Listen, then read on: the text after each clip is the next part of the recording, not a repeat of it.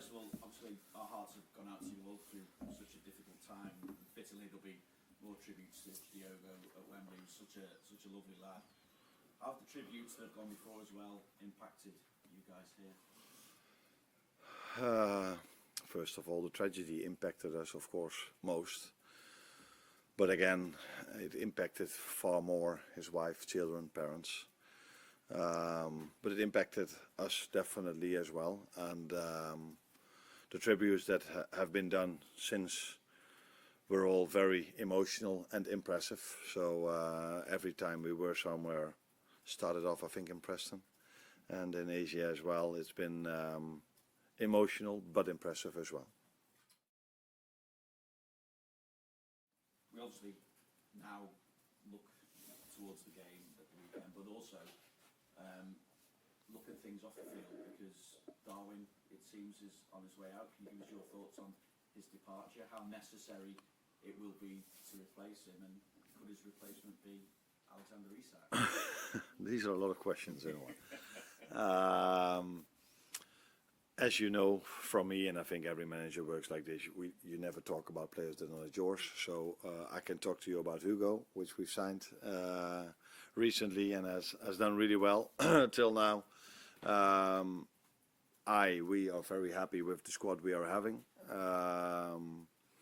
And there's every reason to be happy about that, because we won the league last season. Okay, players left, but we've brought players in as well.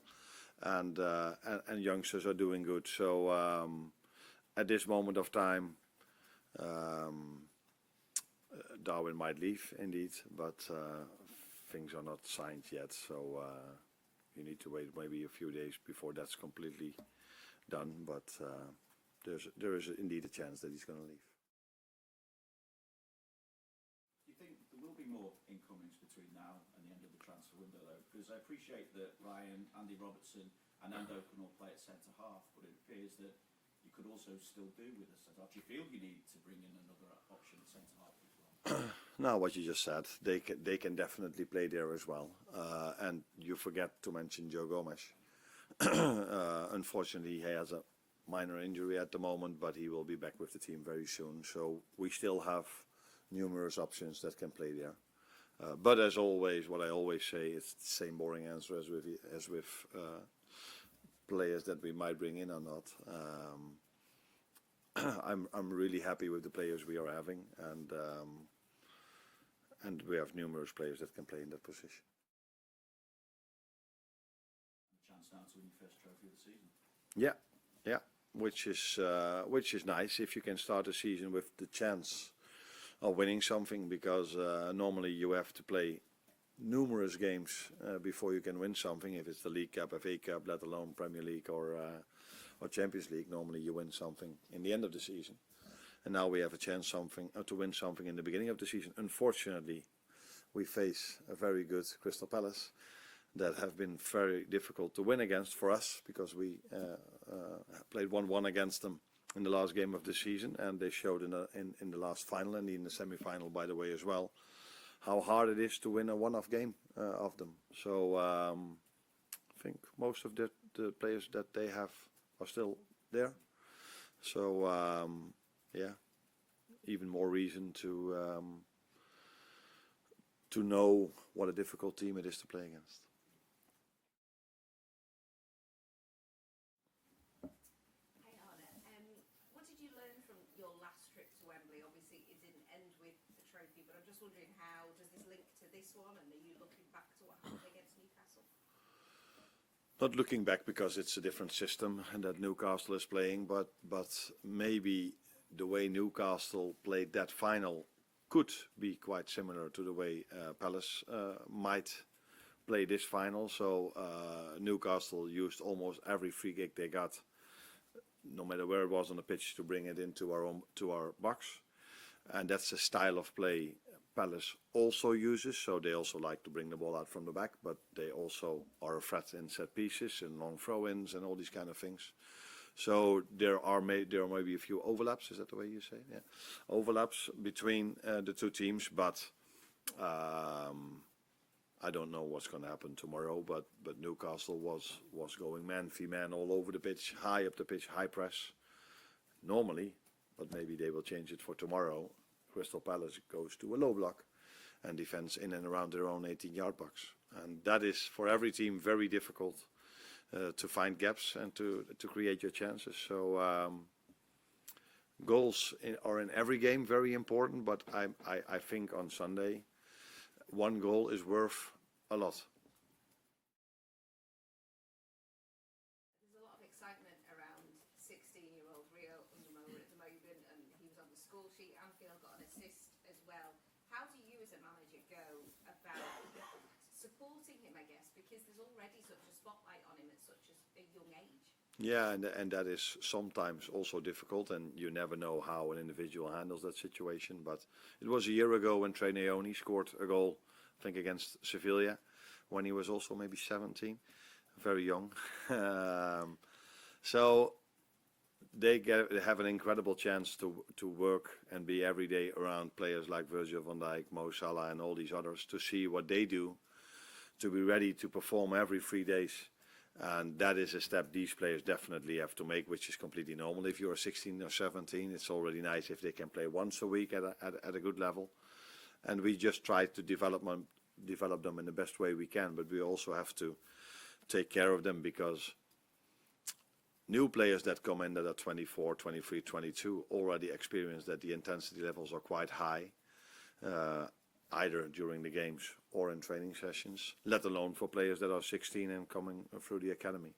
So we are aware of that, but it's been a promising start for him, like for Trey Naoni as well, because I think Trey also played a very good game at Anfield 3 days ago. Yeah, 3 daes ago. Hi, good to see you. Just picking up on what you were talking about Sunday. You've played a lot of different teams in pre-season, but are Palace actually, the perfect opponents to set you up for the season? Such a mature side, set style of play. They'll threaten you in multiple different ways. Yeah, that last thing they indeed do. Counter attacks, set pieces, long ball to Mateta. So they have also the individual quality of their forwards who can create out of nothing something. So very good team, and it indeed gives us. But that's, I think, what Bilbao did and Milan also already did as well, and the Japanese team, by the way, also gave us a lot of competition.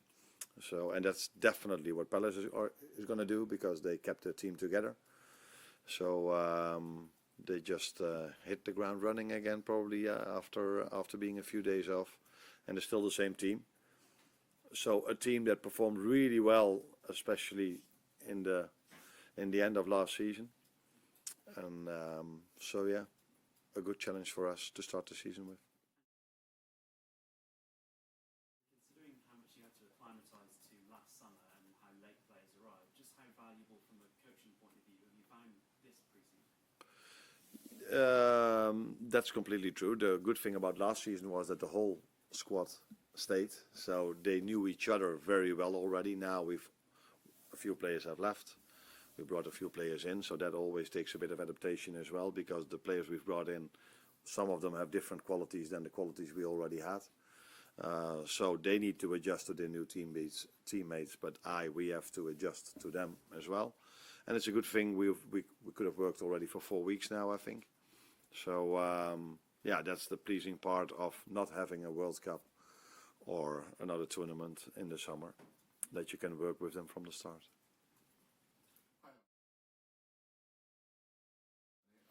I wanted to ask you a little bit about the attacking depth of the squad. First start of the season. Last year in the Premier League, you were able to name 5 senior attackers in 32 of the 38 league games, and 6 senior attackers in 13 of the 38 league games. I wonder what importance that depth, not only on the pitch but on the bench, had to the success last season, and are you trying to replicate it again this year? Yeah, I don't know what senior players exactly means. Does that mean that you play for your country or you have a certain age, or because a player like Rio showed in the last few games he played for us that at senior level he can have an impact as well. So we think we already have a lot of attacking power in our team. So when I think about Cody Gakpo, Federico Chiesa, Hugo Ekitike, Mo Salah, Jeremy Frimpong, who can play as a right winger, Florian Wirtz, who can play as a left winger. So I already feel I have a lot of attacking options in my current squad. But as always, as a club, we are always looking at the chances in the market. But that can also be in the midfield or in the last line. Also, with obviously last season Mo Salah being so consistent in his appearances, it didn't really give a lot of opportunities for someone like Chiesa. This year, obviously, we've got the African Cup of Nations coming, so there's going to be a little bit of a time when Mo Salah isn't around. Are you going to be thinking about that in terms of squad building and recruitment, or does, as I say, this give more opportunity to someone like Chiesa? Yes, we definitely thought about that. And we brought in Jeremy Frimpong because we think he can play as a right fullback, but I also think and feel he can play as a right winger. So yes, we did thought about the fact that we're going to miss Mo. I think as a maximum 6 games, but that's quite a lot in the Premier League, especially if you see how well he did last season.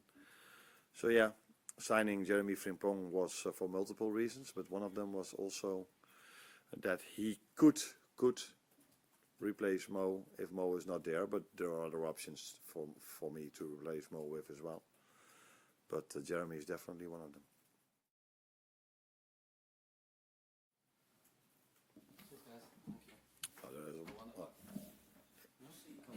Sorry.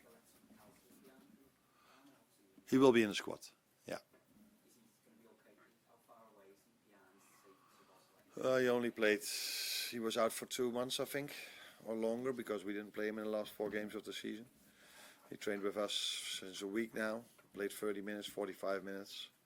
So that's not a situation where you would start a player or play him for 90 minutes. Starting is possible, but that definitely not for 90 minutes. Yeah.